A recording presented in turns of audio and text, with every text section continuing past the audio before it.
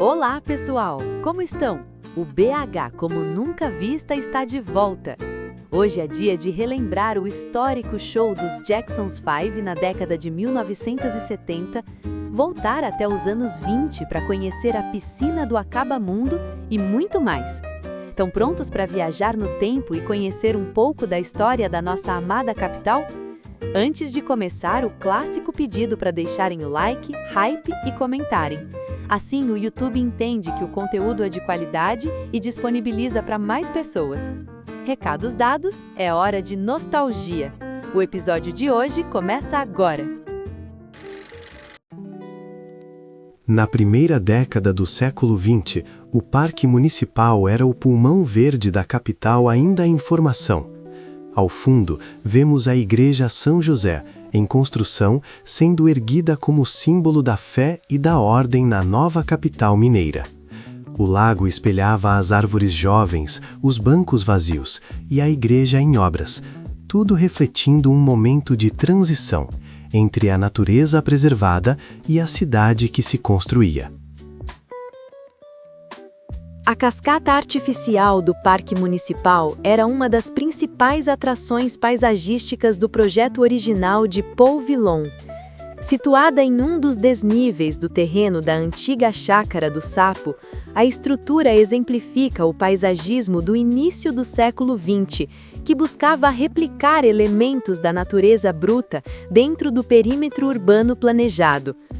Um documento visual de um tempo em que o Parque Municipal oferecia um refúgio de frescor e elegância. Em 1925, as águas do córrego Acabamundo serviam ao lazer do antigo Country Club, um refúgio no sopé da Serra do Curral. Com o passar das décadas, o cenário de festas e mergulhos deu lugar à exploração mineral. Onde antes se via o icônico trampolim, surgiu a mineração Lagoa Seca. Hoje, sob o minério, restam apenas as ruínas de uma piscina que testemunhou o nascimento da cultura de clubes em Belo Horizonte. Em 1962, no 12º Regimento de Infantaria, o serviço militar era rito de passagem para a juventude mineira. Para muitos rapazes, vestir o uniforme era sinônimo de honra, disciplina e pertencimento, uma etapa obrigatória na formação do homem adulto. No 12º Batalhão, em Belo Horizonte, os jovens deixavam as ruas da cidade para trás e entravam numa nova vida, de camaradagem, hierarquia e dever. Era mais que serviço. Era identidade. Esta é Belo Horizonte em uma cena comum nas décadas de 80. Os congestionamentos, ruas apertadas, trânsito denso, ônibus que parecem engolir a via. Os carros representam uma era de crescimento urbano acelerado. O calçamento de pedra portuguesa ainda resiste ao asfalto e os prédios altos no fundo representam a verticalização da cidade. Um retrato da mobilidade, do caos cotidiano e da identidade de BH sempre em transformação. Estamos em dezembro de 1919, quando o primeiro trem de bitola larga chegou à cidade, revolucionando o transporte e impulsionando o crescimento econômico, conectando Belo Horizonte ao resto do Brasil. Uma imagem que captura o espírito de progresso que moldou Minas Gerais, onde as ferrovias foram artérias vitais para o desenvolvimento urbano e industrial. Em 1915, o primeiro ônibus de passageiros entre Itabirito e Belo Horizonte chegou ao Parque Municipal, um marco na história do transporte mineiro. O veículo, de propriedade de Benjamin Rodrigues, era um Ford T adaptado, com bancos de madeira e teto de lona. Para os passageiros, homens, mulheres e crianças, essa viagem era aventura, progresso e conquista. Era mais que um trajeto. Era a ligação entre o interior e a cidade moderna, conduzida por quem ousou sonhar com rodas. Em 29 de junho de 1950, o Estádio Independência vibrou com um dos jogos mais inesperados da história da Copa do Mundo, Estados Unidos e Inglaterra. Naquela tarde, milhares de mineiros lotaram as arquibancadas para ver a potência inglesa ser derrotada por 1-0 por uma seleção americana desconhecida. O placar foi um choque global e o Independência, então com capacidade para cerca de 30 mil pessoas, tornou-se palco de uma das maiores zebras do futebol. Foi o dia em que o mundo viu que o futebol não tinha dono. Início do século XX. Vemos a arborização do Parque Municipal Américo René de Anete. Localizado na antiga Chácara do Sapo, o parque foi projetado seguindo o modelo dos jardins franceses românticos, com alamedas largas e rica diversidade botânica. Ao centro da via, observa-se a circulação de um veículo de época, evidenciando o período em que o tráfego interno ainda era permitido em determinadas áreas do parque. Estamos na rua Sapucaí, no tradicional bairro Floresta, anos 1980, em um momento de coexistência entre o casario original e a verticalização crescente da capital. Em primeiro plano, observamos residências de arquitetura eclética e fachadas em Art Deco, típicas da ocupação das primeiras décadas da cidade. Ao fundo, destaca-se a estrutura do antigo supermercado CB Merci, um marco do abastecimento local, que atendia às famílias da região muito antes da consolidação das grandes redes. No ano de 1963, a cidade presenciava a construção das colossais estruturas daquele que seria o segundo maior estádio do mundo, o Mineirão. Nesta fotografia, 2 bicampeões mundiais visitam o terreno ainda em obras, Zito e Pelé. Na época, jogadores do Santos e da seleção brasileira. Um registro raro que antecedeu as grandes glórias e as grandes batalhas do gigante da Pampulha. A Savassi da década de 80 brilha sobre as luzes de neon nesta imagem que captura o espírito cosmopolita de Belo Horizonte. O cruzamento das avenidas Getúlio Vargas e Cristóvão Colombo revela um cenário vibrante, marcado pelo icônico letreiro luminoso do Mate Couro e a fachada da loja Toulon, símbolos do consumo e do estilo da época. Um registro nostálgico do ponto de encontro preferido da juventude. Este registro apresenta a imponente sede do Colégio Marconi em 1944, situada no bairro Santo Agostinho, durante um período de intensa modernização arquitetônica da capital mineira.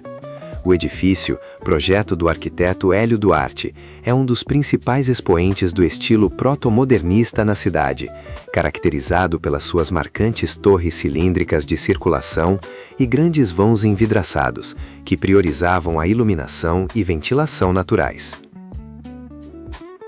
Na década de 1910, a Avenida Afonso Pena, com seus bondes elétricos, árvores alinhadas e edifícios neoclássicos, encarnava a modernidade da nova capital mineira.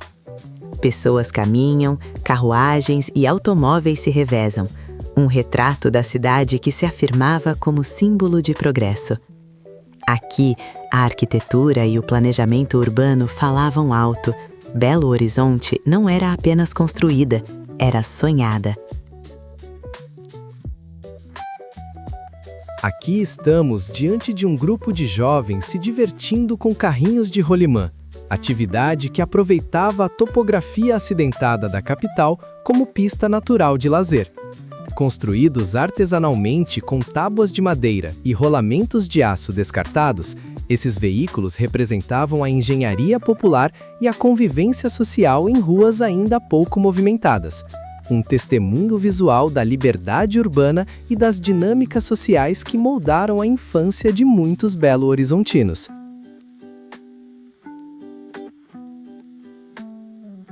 Em setembro de 1974, Belo Horizonte testemunhou um momento inesquecível. Os Jackson 5, então a sensação mundial do pop e soul, subiram ao palco do Estádio Independência.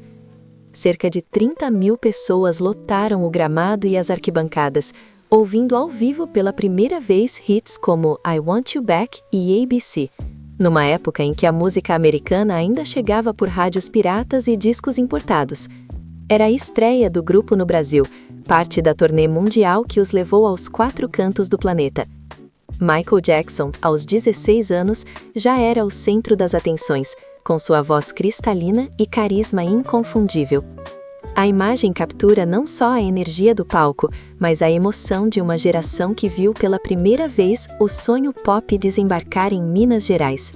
Foi mais que um show, foi um marco cultural, uma explosão de cor, som e juventude em plena década de 70.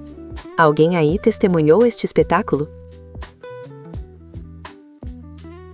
13 de outubro de 1977. O registro documenta o incêndio de grandes proporções que atingiu a icônica livraria Rex, situada no cruzamento da Rua Carijós com a Rua Espírito Santo, em pleno hipercentro da capital. Nas imagens, observa-se a mobilização intensa do Corpo de Bombeiros, que utilizou escadas Magiros e caminhões-tanque para combater as chamas, que consumiram o acervo de um dos principais pontos culturais e intelectuais da cidade. Um testemunho visual de um dia de luto para o comércio tradicional de Belo Horizonte. O registro da área das bilheterias do estádio Governador Magalhães Pinto, o Mineirão, mostra como era a organização dos torcedores antes das grandes reformas de modernização. A arquitetura bruta de concreto armado serve de base para a comunicação visual da época, onde se destacam os guichês divididos por setores, arquibancadas, geral e cadeiras de setor. A publicidade de Brahma Chopp, elemento onipresente no financiamento e na estética visual dos estádios brasileiros naquele período, se destaca e nos leva de volta ao futebol raiz dos anos 80. No início do século XX, o circo era magia itinerante, um mundo de sonhos que chegava à cidade em tendas de lona. Em Belo Horizonte, ainda jovem e em formação, esses espetáculos eram mais que diversão. Eram janelas para o exótico, o inesperado, o diferente. Aqui no centro da capital mineira, entre prédios neoclássicos e ruas de terra, o circo transformava espaços vazios em teatros de emoção. Para a população, era a fuga da rotina, celebração coletiva e prova de que, mesmo numa cidade planejada, havia lugar para o caos encantado. Nos anos 1940, o bairro de Lourdes era símbolo de modernidade e status. Aqui, casas espaçosas, jardins generosos e ruas arborizadas refletiam a ascensão da classe média alta. O contraste com os morros ao fundo revela uma cidade em expansão, elegante, planejada, mas ainda em formação. O bairro de Lourdes era um projeto onde a arquitetura e a paisagem contavam a história de uma Belo Horizonte que sonhava ser cosmopolita.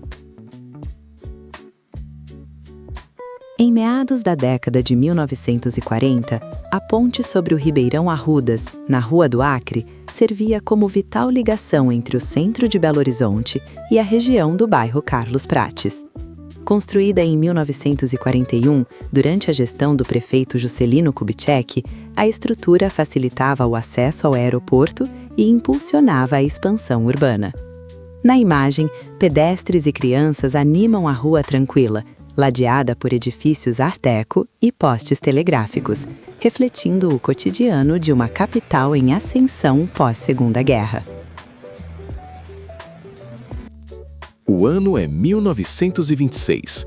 O cenário, a Praça da Estação, então denominada Praça Cristiano Ottoni, que servia como a principal porta de entrada da capital para autoridades e visitantes que chegavam pela Estrada de Ferro Central do Brasil. Vemos o destacamento da Força Pública em formação rigorosa, aguardando a comitiva presidencial. A imagem reflete a importância política de Minas Gerais na República Velha, utilizando a modernidade planejada da capital como vitrine de progresso e ordem. Na década de 1890, o Curral del Rey era um aglomerado rústico se preparando para se tornar a futura Belo Horizonte. Casas simples, cercas de taipa e terra batida. Aqui, a vida se desenrolava antes da urbanização planejada. Ao fundo, as montanhas da Serra do Curral testemunham o nascimento de uma cidade que ainda não existia. Este é o cenário original, humilde e despojado, onde tudo começou. O ponto zero da capital mineira, antes dos blocos, das avenidas e dos sonhos de modernidade. Meados da década de 1950, antes das reformas urbanas que alterariam definitivamente o traçado da área central, a Avenida Afonso Pena funcionava como o principal ponto de encontro social da capital mineira. Ainda vemos os ficus, árvores que formavam um corredor ecológico entre a Praça 7 e o Parque Municipal. O registro captura a convivência orgânica no asfalto, onde o uso de bicicletas e o passeio a pé prevaleciam sobre o tráfego de veículos motorizados. Uma era em que a principal artéria da cidade era, acima de tudo, um espaço de lazer. Em 1902, o Parque Municipal de Belo Horizonte era um refúgio natural em meio à cidade que nascia. A cachoeira, abastecida com as águas do córrego Acabamundo, com seu fluxo suave entre pedras e vegetação exuberante, era parte da paisagem original, antes dos jardins formais, das trilhas pavimentadas. Um homem sentado à margem observa a natureza, símbolo de uma época em que o parque ainda era quase selvagem, um contraponto sereno ao ritmo urbano que se anunciava.